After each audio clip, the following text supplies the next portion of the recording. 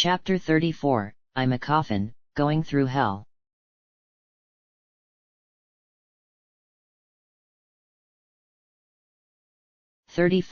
I'm a coffin, going through hell.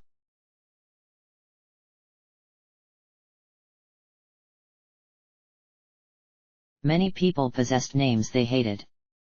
Many people possessed lives they hated, identities they hated.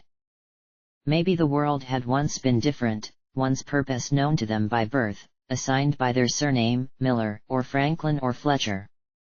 They did what their father did, and his father before him, and his father before him.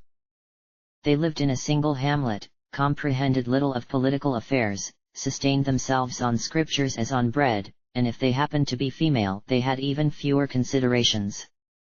Not to imply that this mode of existence was easy, it had always been harder.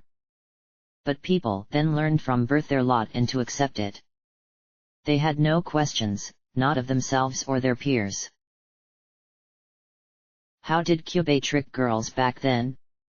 It's easy to think, putting yourself in the shoes of some 15th century Joan of Arc, some Babylonian Ereshkigal, that between life as a factory for reproduction and the temptations of power and freedom anyone would choose the latter, but consider that those ancient women had never known anything different, had never been shown anything different. So much of modern society did Cubay's job for him. Girls, and boys too, but girls especially, grew up fed lies that they can be different, special, somebody, important, relevant, even though the possibilities of such an outcome are statistically far less likely than even the most repressive of ancient times, where a regent was only 1,000th of the population instead of 100 millionth. But nobody told these boys and girls that the price for this illusion of freedom was the burden of crafting for oneself their own identity, a more complex and incomprehensible task than the straightforward slaughter of pre-penicillin childbirth death rates. Who are you? In this world, who are you? Your name is no longer tied to it. You don't even speak the language from which your name once originated. Your parents work in an office, or they teach, or they police, but you are no longer them. What does it mean to be you? Cubay, like Hollywood, seemingly supplies the answer to this question, and like every aspiring actress or screenwriter or director or creator, any admired regent, he titillates jaded palates with dreams of significance. He supplies what is most desperately desired, a sense of self, a unique costume, power, wish, everything is bound to you, your identity, who you want to be, who you are. For many girls the wishes come second, and in a few months when they invariably realize they didn't really need what they wished for, many still derive a sense of satisfaction from the identity their wish created. Many, despite their misery, do not even regret their choice. What did Christine lose, whose name more than most today shackled her to an unwanted purpose? What did she wish for? She forgot. She assumed she forgot by design. She could use her magic on herself. She had, until the handmaiden died, forgotten her costume, what she had become, who she was, the identity Cubay or her psyche or God or whoever gave her. So when she remembered, or rather after the immediate peril to her life finally ended and she could bother to look down at what she wore, well,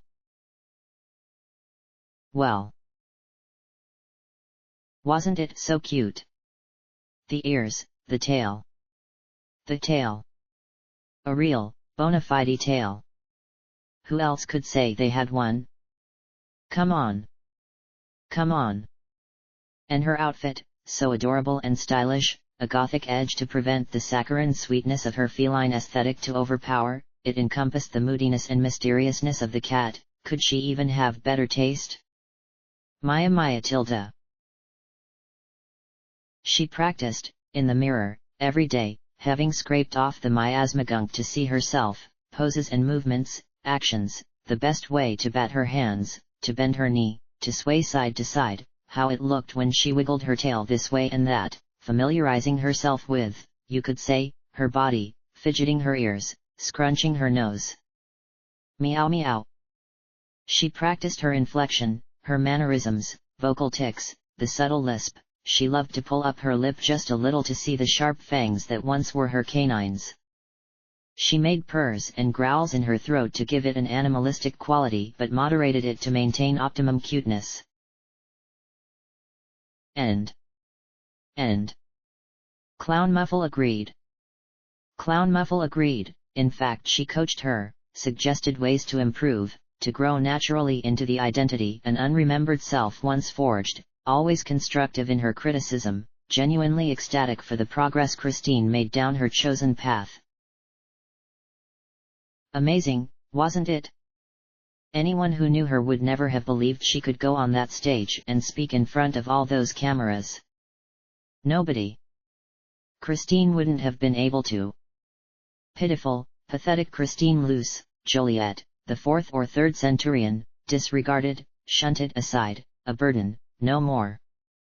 Contrary to popular belief, contrary to her own belief, she stammered or cowered not because she couldn't face people.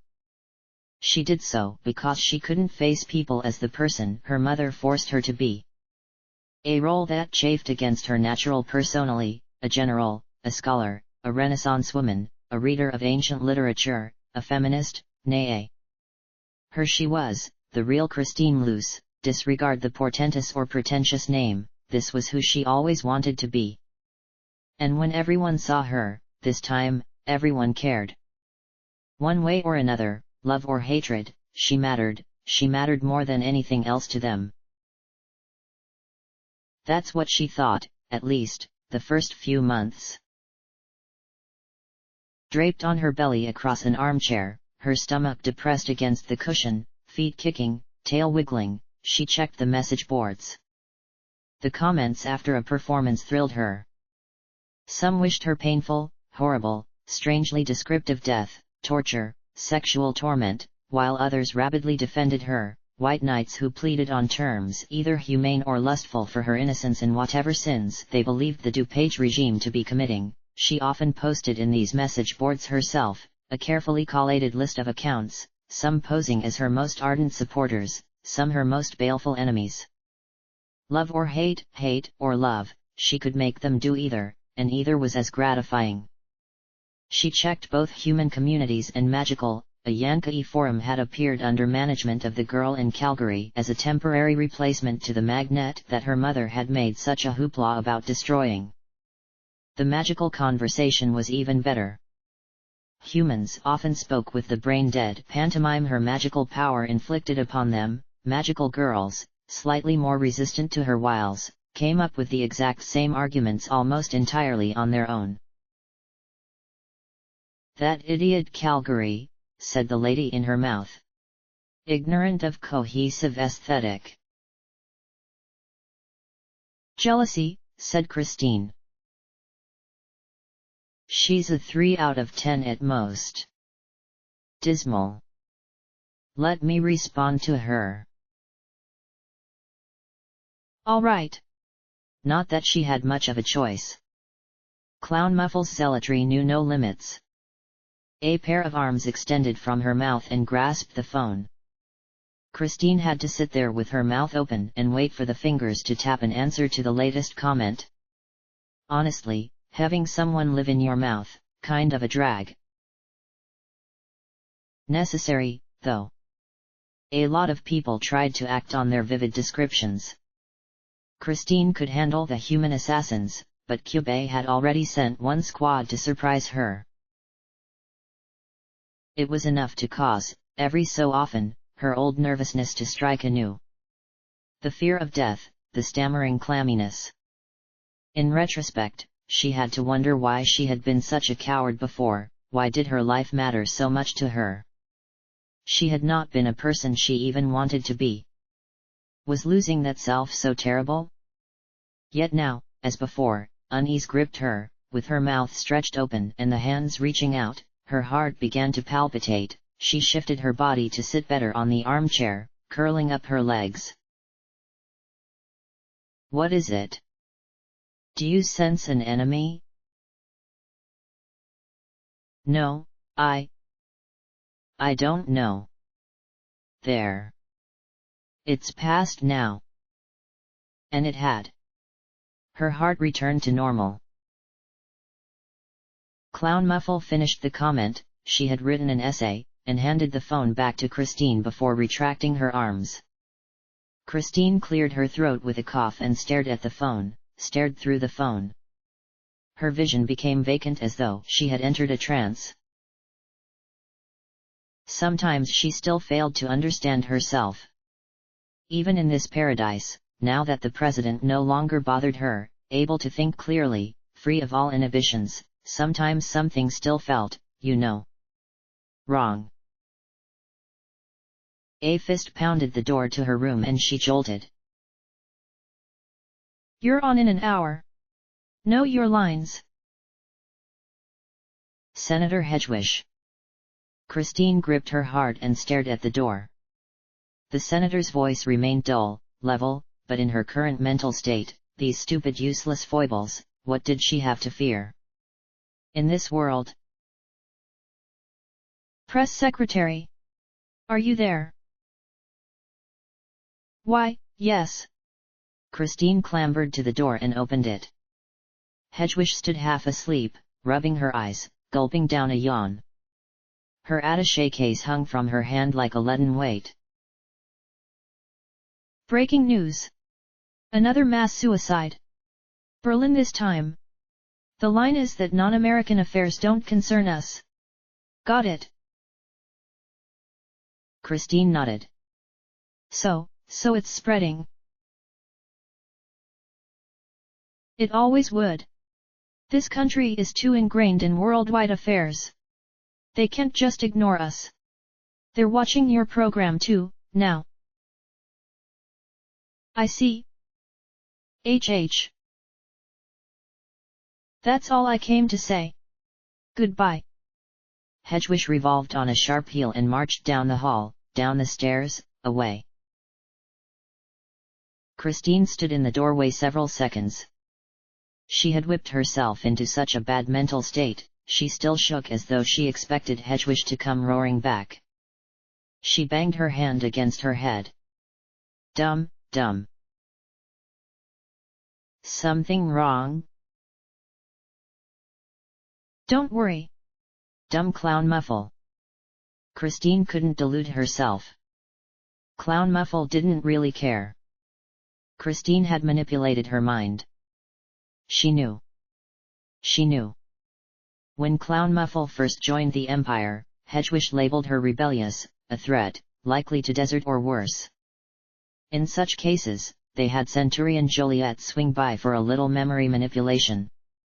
Back then she had been much weaker, she had needed to strategize. She could not simply inject the thought to hate or love something. She entered someone's mind, looked at the structure that already existed, made slight modifications based on existing principles. Clown Muffle prided herself on her love of certain aesthetics. To her, appearance meant everything. Centurion Joliet merely tweaked some aspects, so that the aesthetic of the Empress, particularly the Empress as she appeared in that one painting, would appeal to her. So as long as Clown Muffle remained in the presence of that painting, she would become a semblance of obedient. It maybe worked, maybe not so much. She wound up deserting anyway, after all. But Joliet never erased the changes she put into Clown Muffle's head. They still remained, and although she had refrained from tampering more with her, even when she now lived in Christine's mouth, she could not deny this fact. Joliet was related by blood to the Empress, as much as she sometimes wished she was one of Dr. Cho's homunculi. The similarities between their appearances were similar enough. And Clown Muffle had always had an eye more toward unusual aesthetics than the flawless. One had to imagine Joliet's manipulation combined with Clown Muffle's ordinary proclivities to form an extreme attachment not to the Empress but to her stranger, uglier daughter. A sham. All of it, a sham. Nobody cared about her. Nobody liked or hated her. Just like the Centurions, who looked down on her but lacked the liberty to actually despise. Just like her mother, who found her a disappointment but kept pretending to believe in her nonetheless. That identity had been her identity, this new one only seemed to matter because she possessed the ability to strong-arm the world's opinion of her. Nya. KKH. She was still standing in this doorway. She hated these moods of hers. Why did she have to have them? She went for a walk. 1 hour before showtime gave her time to cool down, calm her head and heart, and show up in front of the cameras to give another stellar performance. Living in the utter blackness of the miasma, her eyes had adjusted enough to make out gradations and shades of darkness. She knew a little route. Amid the monuments and pillars, along the edges of the National Mall ravaged by the battle 4 months prior. Ordinary humans continued their business in their city, more flocked inside every day, tourists and lobbyists and journalists and foreign dignitaries, all hoping to witness the president's humor and character for themselves and craft their various responses upon it. Men and women. They recognized her, too, of course. Hedgewish advised her not to go outside, but she said it lifelessly, without feeling, so why should Christine listen? Besides, if she wanted to avoid their gaze, as she did right now, she simply needed to distort their perspectives, twist their collective field of vision to obviate herself, and walk as though invisible. Her magic, she had come to realize, was perhaps more powerful than even Cicero's or Cook's. Why had she always considered herself weak? Why had she?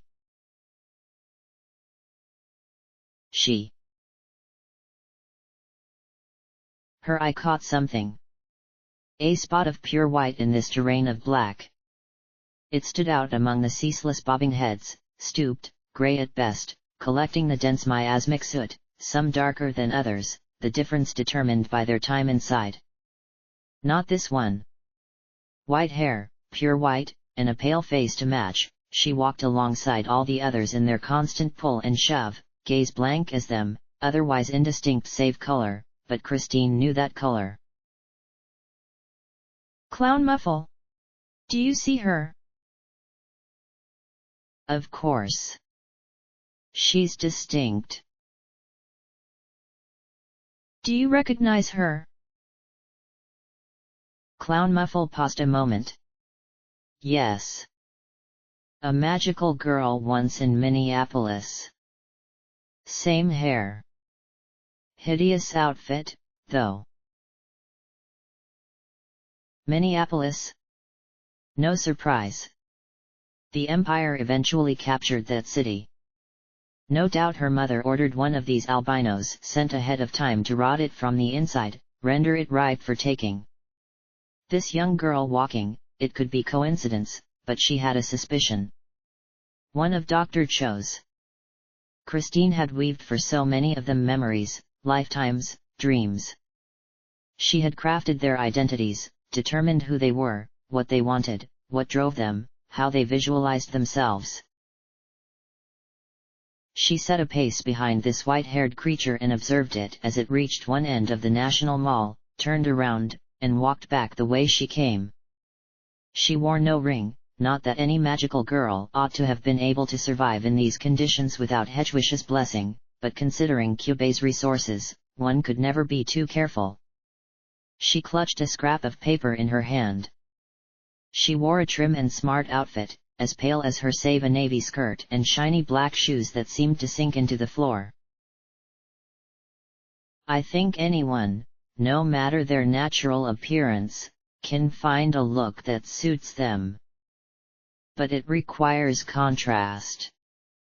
Albinism could be beautiful, but the girl in Minneapolis matched it with an all-white outfit. You can't do that. You fade away, become nothing. While Clown Muffle rambled, Christine reached out and placed her hand on the albino girl's shoulder. The girl stopped in place. At first she stared ahead, but as Christine's magic restored her perception, cleared her head of the miasma's forces, she blinked and looked around. What is happening? Everything is black. What's your name? Said Christine. The girl finally looked to her. Recognition flickered in her eyes. A cat. Did someone send you to find me? Said Christine. Clown Muffle, who had babbled even during this terse conversation, suddenly stopped.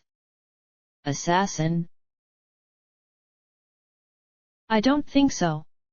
Certainly not one Christine had to worry about, anyway. Did someone send you to find me, girl? The girl looked Christine up and down. Her recognition dwindled to uncertainty. Maybe. Are you the press secretary? You're not a real human being, are you?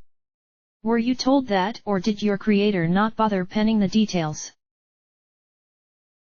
The girl blinked. I don't know what that means, not a real human being. The crowd seethed past in either direction, shoulders and legs that jutted but nonetheless never brushed them. How old are you? Christine asked.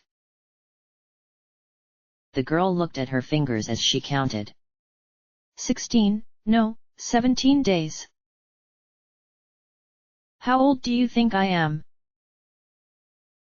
Older. Older than me. 34 days. I like this girl's mindset. Fresh. Very fresh, said Christine. You remember Dr. Cho, Clown Muffle? Back in the Empire? Probably not by name, although I'm sure you met her. She liked to make people. She must have made this one. Dr. Cho is my creator, said the girl. I am to do what she says. She told me to find the press secretary, who looks like a cat. I have tried asking many people, but they told me to go to the White House. I do not know where the White House is. What are you supposed to do when you find the press secretary? Are you her? I am only supposed to tell her what I am supposed to do. I think. I mean, I am only supposed to do the thing that I am supposed to do to her? I apologize. I am an idiot, please forgive me. She bowed graciously. I love her. I want to protect her.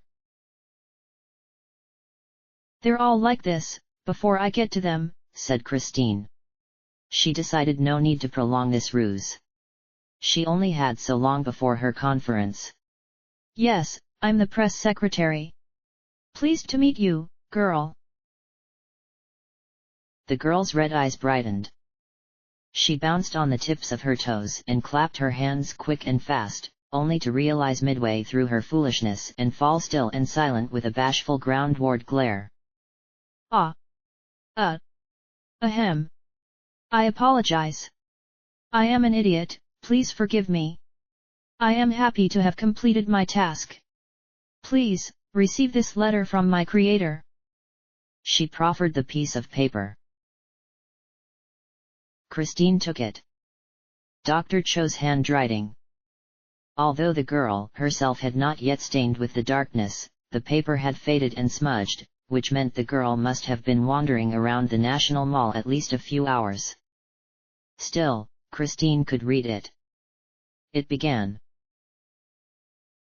You owe me a favor, love. All in capital letters, of course. Remember, love? That dawn before my hasty departure? I believe you were in fear of some attacker or other. Boarding the yacht? Perhaps I only explicate so thoroughly to jog my own dim memory, as I must admit it's possible I have mangled some details. Alas! But I never forget a favor owed me, or a favor I owe, appended to prevent my seeming vain, so I can recall clear as crystal your promise, yes you, Miss Christine Luce, in case my charming idiot of a creation somehow hands this note to a different cat-like creature, to assist me in the development of my latest creation. You see her here before you, unless she somehow stumbled on her own tabula rasa and dashed her brains against the slate, in which case I will need to create another, and a shame too. I'd rather not risk what is easily my purest pseudo-daughter on such a dangerous venture, but you've apparently taken to living in dangerous locales I cannot enter myself, so here she wanders unaided, and drat I've composed a run-on sentence, alas. Excuse, as always, my poor English, an unfortunate side effect of having learned the language in a nation that speaks it. Where was I? That was the end of the page. Christine turned it over. Yes. That's right. This creation you see before you. She is to be my masterpiece. I have learned much from those I created before her. It becomes difficult to even imagine improvements. With proper education I am certain she will become indistinguishable from a real human, none of those nasty defects that cropped up in previous models. This creature who stands before you shall, I pray, become my conduit to God, a being worthy of capturing his or her. I hear she is a her, attention, one creator to another. And you, my dear friend, who have helped me so many times before in my endeavors, shall fulfill your promise and help me again at this precipice of a victory this species has never yet accomplished, save in ponderous works of Gothic horror. Are you not excited? I am excited. So here is what I task of you, a tale, specifics left to your discretion, although I expect your best work, a tale of a young woman pious and resolute, bent in all pursuits toward the righteous and holy, the definition of which being outlined in the more optimistic of the scriptures. I am aware you have some learning in such texts, for whom no moral quandaries or indecision exist, for whom no philosophical pondering need apply. A joyous home, a loving family, from whom she has parted solely on her path of devotion toward an even greater father, or mother. I'll leave the specifics of her conception of God to you. Understand you my drift? I anticipate these words have already begun your gears. You have a better knack for the full flesh than I, love. The imperative is this, her greatest want should be to know God. I leave the rest in your ever-capable hands, love. SIU later. P.S. As a token of my gratitude, you may decide her name. By the end of the page she had started to run out of room and had to cram her letters together to fit.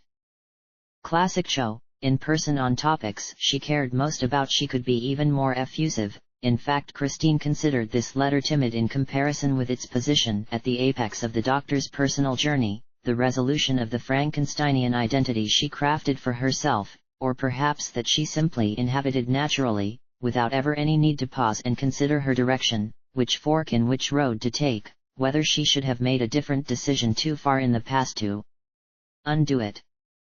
According to the Empress, Dr. Cho had come to Chicago on the brink of death, but that seemed impossible, an exaggeration at least. Have you read this? She asked the girl. The girl gave an over-emphatic shake of her head. No, I would never. It is not for me. It concerns you, said Christine. I'm to train you, let's say. Train me? The girl stared back all serious and contemplative. Then she grew eager. Of course. You must be a learned scholar for my creator to send me to you. Please fill my idiot head with good thoughts. Another bow. That pious personality idea's dull, said Clown Muffle. No conflict. No contrast. No junctions or indecisions. It fails to inspire. I did promise, said Christine. Tragic pasts make for better stories. Why bother if she's so milquetoast? How can she ever reach the catharsis of completion if she's always been so sure of herself? I have an appointment in a half hour, said Christine, checking her watch. But I'll be sure to do what your creator asks once I finish. In the meantime, you can stay at my apartment. Follow me. Yes, teacher. A molestation by a priest. Tint her devotion to God with fear of God's misuse. That'd give her journey more weight. How does she reconcile her optimism with the real cruelty religion has caused? Render her with several shades. Christine deposited the girl in her apartment and gave her strict orders not to go outside. She indicated food in the refrigerator before hurrying to her conference. She took Dr. Cho's letter with her and reread it en route, bouncing forward and diverting the attention of everyone who might walk into her path so that they stepped aside instead. She span, twirled, allowed her full cat-like charm to shine on display, and disallowed anyone save the lady in her mouth to see. She leapt up and punched the sordid air.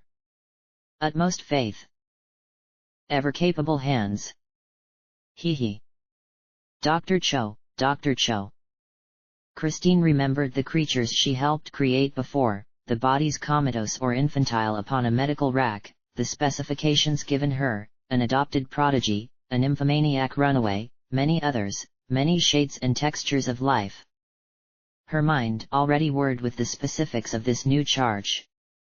Incidents in early years, half-remembered toddler visions, sermons that inspired, a pageant play, Mormons, for some reason she thought Mormons, then shook her head, too modern, had to be Catholic. A loving family, yes, but an irreligious, the kind of suburban Christians who attend Mass Christmas and Easter time, and it would be Easter time soon, wouldn't it, but have no further connection to God. No, this girl would find him or her in her own way, on her own terms, never forced. What's got you so happy? Said Hedgewish, enveloped in forms, behind a pair of owl-eyed reading glasses she had adopted recently. HKKHH, she turned and cleared her throat. At the last moment she considered that Hedgewish, whose designs confounded her, might have some arbitrary stick-in-the-mud complaint against Christine helping Dr. Cho. She shut her mouth. Except it opened right after and Clown Muffle stuck out her face. She's making a person. Christine placed 3 fingers against Clown Muffle's forehead and pushed her back inside. Coughing, clearing her throat, she could at least rely on Clown Muffle's characteristic ambiguity to keep everything unclear.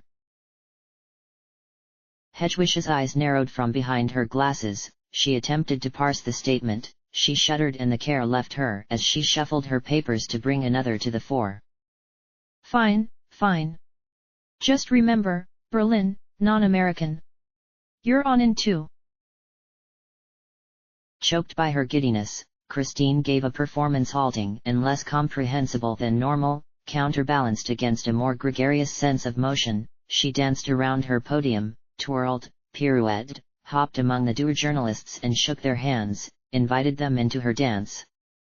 When the assassin du jour manifested, a harried young woman reporter with a pump shotgun, Christine weaved between the pellets, allowed none to even graze her, and karate chopped the attacker in the neck to render her unconscious so the dullard human security could haul her away. No Clown Muffle needed. Hedgewish criticized her performance afterward, but in a way that suggested she really didn't give a shit. Back to your forms and parchment, little lady, it's a long way from that yacht on Lake Michigan. Christine skipped the long way home and this time she let everyone see her. She made them forget by the time she reached her door, her heart palpitated, 12 hours until her next conference and a perfect canvas with which to work. 12 hours to herself. Well, almost. Outside the door to her living quarters she said, "Would you, mind leaving for a bit?" Silence. Clown Muffle. You meant me? The corridor was otherwise empty. Why, yes. Just until the next conference? Of course not. Oh. Right. So much for that. It did not help that when Clown Muffle lived inside her mouth, she could not use her magic on her. Because she wasn't really inside her mouth, and Christine had no idea where she really was.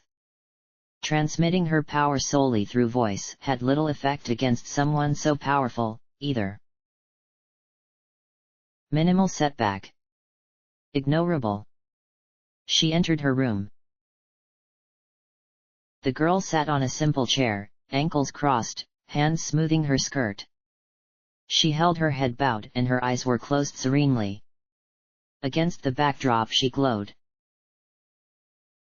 Although the door had opened loud enough, only after she opened her eyes and recognized with surprise who had entered did she stand. Hello, teacher. How was your appointment? You're my appointment now, said Christine, and shut the door behind her. From the homeless tents, the doctor's station wagon, and the piled debris left on the streets and sidewalks, they formed a makeshift camp at the edge of the Archon's miasma, not quite escaped from the more rudimentary miasma that blanketed all habited places in this country, but enough to provide for themselves a bulwark of defense while they waited and waited and waited, as the hours turned from midday to dusk to night and the sun and moon's positions in the sky remained unchanged. Still, many wraiths seeded, but Sayaka Miki volunteered to destroy them, hurled herself into huge hordes slicing and dicing wearing a cape that was for some unexplained reason identical to Berwin's. The rest clustered in a ring around the fires they created, 7 magical girls and 4 homeless people. Doctor chose 3 homunculi cooked frozen food on pans and plates brought from the station wagon, sizzling sausages and eggs. One deposited a helping of salted, seasoned potatoes onto the witch's plate. She shoveled down a mouthful in the same breath she said thanks. She wondered how the Nazi would react seeing food like this. She wondered whether they had Kyubei to thank for it. So that's the terrible fate that befell our lovely Empress, said Dr. Cho, legs splayed from the open passenger side of the station wagon. Her lab coat and leather smock flowed against the ground and she patted her massive gloves against her knees. Tragic. I understand now why our dear incubator advised my retreat from such company. How would you prefer your eggs, doctor? Said a homunculus. Benedict, can never decline a quality Benedict. Have we the materials? Yes, doctor. Divine, divine. And you, friends? Benedicts? Omelets? No stinginess allowed, I've instructed my pupils in the culinary arts, and we've all strength to muster. Want a Benedict, muttered a hobo. Benedict for our rugged individualist right here, Lachesis. Yes, doctor. Right away, doctor. The other hobos followed suit, voicing demands. Darien requested pancakes and syrup. The pans over the flame sizzled, wrists flicked, food dashed and flipped. Lachesis, Clotho, and Atropus hardly supplied one plate before someone demanded seconds or thirds or fourths. Miss Blue Hair with the pouty face? Plenty for you as well, love. No answer from over the barricade, only chop, chop, chop. Darien dissected her pancakes, laden with whipped cream. Your girl's been gone a long time, doctor. She ever coming back? Does my face betray me? It's best, of course, to maintain a cheery demeanor. Negativity breeds no success, none at all, no no no. She nibbled a buttered slice of toast. The witch wished she took her gloves off to eat, it looked disgusting. But I am simply petrified with anxiety. You've no idea how much time and energy I poured into this creation. Why our little Joliet has decided to live in such a beastly area, I'll never know. Do you ever watch the news? said Darien. Never, no, what does that matter to me? Why do you ask? Eggs Benedicts were deposited on the plates of those who requested them. Dr. Cho attacked hers with gusto. You should have been there, Lieutenant Berwin. You would have appreciated the effort. Do you younger kids know? Berwin was once my laboratory assistant. Her powers quite useful for such and such tasks. I forget why she requested a transfer. I stopped liking what we made, said Berwin. Her demeanor had remained dour since Dr. Cho's arrival, much as Sayaka Miki's, whose costume she shared. But she had refrained from another useless speech, like the witch. She finally seemed to realize words meant nothing to anyone anymore. She cut up a sausage. Needless, needless, said Dr. Cho. The witch received a country fried steak. The homunculus Clotho offered to slather it with gravy, but the witch declined. Hey! They all turned their heads. Sayaka Miki had returned, face sooty. Her cape hung stagnant and several swords lined up at her sides. When she spoke again, she spoke with immense reluctance, grinding her teeth, almost stopping after the first syllable. I've found a friend of yours. She stepped aside and revealed the fourth homunculus. The one who did not appear on the witch's radar, because she was not a magical girl. The one Dr. Cho sent into Washington with a note for Joliet. The witch considered the plan suspect from the start. It relied on Joliet doing as Dr. Cho asked, something Dr. Cho considered certain, something the witch found far-fetched. Sayaka Miki's face betrayed the plan's success, though. She seethed, shoved the homunculus forward. This is stupid. So stupid. This shouldn't be done, not like this. You're all trusting Kyubei, and that's a mistake. Big one. Ah. Ah, ah. Dr. Cho shoved her plate to Atropos and strode to the mousy blank girl. The plan should be, you guys distract Nagisa, I do everything else. This isn't good for any of you. It isn't gonna solve anything. Damn it. Damn it. The doctor withdrew a pocket flashlight from her smock and shined it into the girl's eyes, one after the other. Remember me, love. The girl blinked. I think. I don't remember where. But you definitely seem familiar. I apologize, I am being quite rude. My name is Millicent, but you may call me Millie. How do you do? Her hand reached out to shake. Dr. Cho jerked it almost out of her socket. Nice to meet you, love. I am Dr. Siu Cho. The many others all gathered, you'll learn their names in kind. I'm Darien. Yes, she's Darien. But you, Millie, you're the important one right now. You simply must tell us about yourself. I want to know everything, who you are, what you've become. The jittering chattiness transferred through the doctor's gloved hands against Millie's shoulders and caused the entire body to tremble.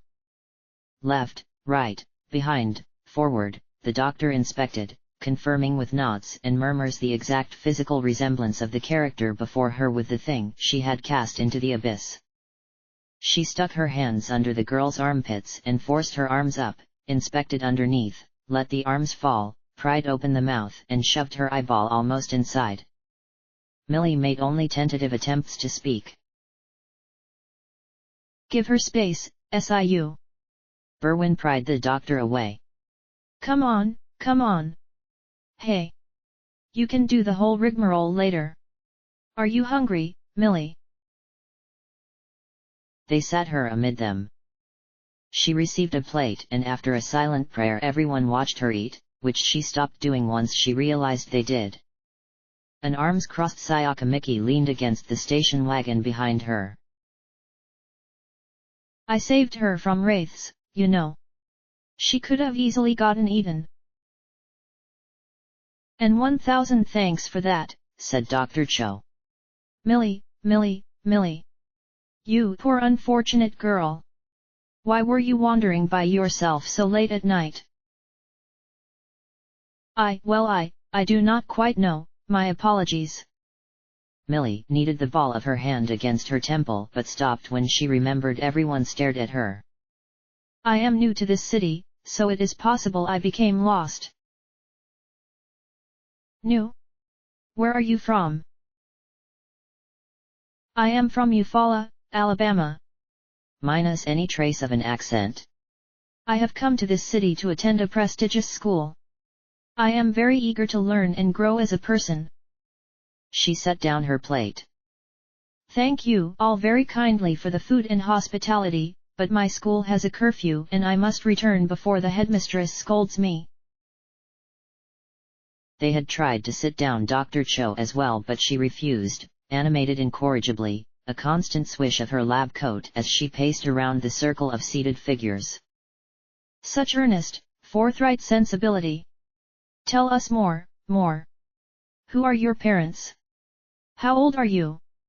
Any siblings? Childhood pets? Who is your favorite person in the whole world? Your least favorite? Do you get good grades? Well, of course you do. Have you read the Bible? Or is some other religion your bent? Do you ever imagine murdering someone?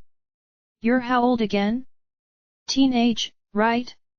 Then you must have had sexual thoughts of some kind. Why don't we discuss those? No. Darien tossed her plate aside. It skidded across the ground, bounced, and landed perfectly atop a stack of finished plates piled by the station wagon. She downed the last of her beverage and tossed the cup similarly.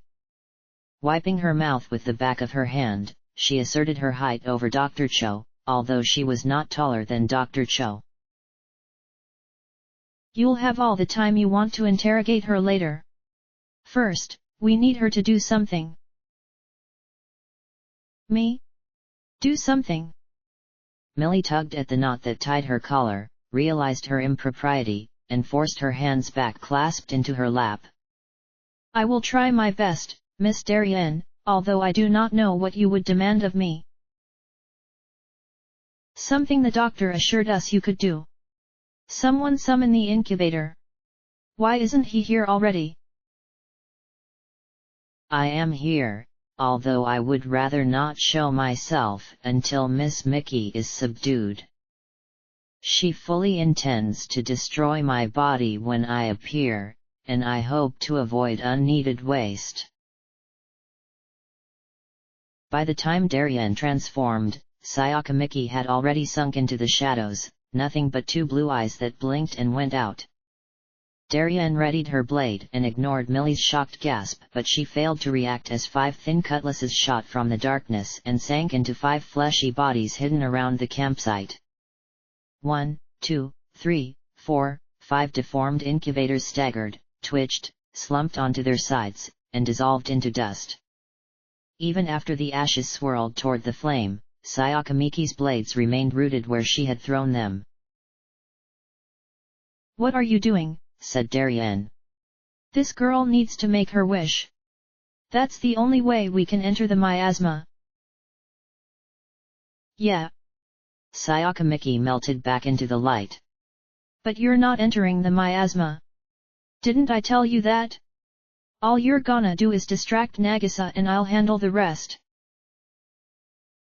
If this Nagisa woman doesn't think you can win, said Darien, we shouldn't either. It's not about that, you idiot. It's not about winning and losing. God's got 100,000 magical girls like me up there in her heaven. She could drop a whole army of angels and clean up this city in seconds. Know why she doesn't? Someone started to cry. It was Millie. She stared at the ashen lumps that were once the Kyubei bodies, which still maintained a partial Kyubei structure. 'Cause God's a law. Here since the beginning, here until the end. Alpha and Omega and that jazz, you know? And there's always been an end, and she's always known it, and she's always accepted it, because there has to be an end. And it's sad, you know, because God's also a person, a really really good person, maybe the best person I've ever met, and I know how hard it must be for her to accept all the bad crap that goes on in this world, and the fact that everyone on it is gonna die one way or another. She made a mistake once, she influenced this world some way she shouldn't have, and it made everything the crap sack it is now, and she's had to shoulder that grief. Because she's a law, she can't do anything about it. She can't knowingly break herself again just because she did it once. The first time, she got tricked. More or less. Someone who really should not have been able to interact with her said something to her and it made her mess up. Because she's still human, you know. This time, there's nobody to interact with her. Nobody to trick her. So she's gonna have to trick herself, and that's where I come in. Millie's tears weakened. Dr. Cho had sprung to comfort her, but Millie instead stared at Sayaka, red-eyed. In one life I was a pretty good friend of hers, so I managed to convince her to send me down here. Not to physically influence anything, just to have a chat with that same person who tricked her in the first place to try and set things right. This was seen as a kinda loophole, you know? That person could see and interact with God anyway, so she was kinda outside the rules of causality. Well, that was the excuse I gave her, and it was clearly a bogus excuse, but it was just believable enough to convince the human side of her to override the law side and send me down. But the law side knew something was fishy, so it sent Nagisa too to keep an eye on me. And that's how we got here.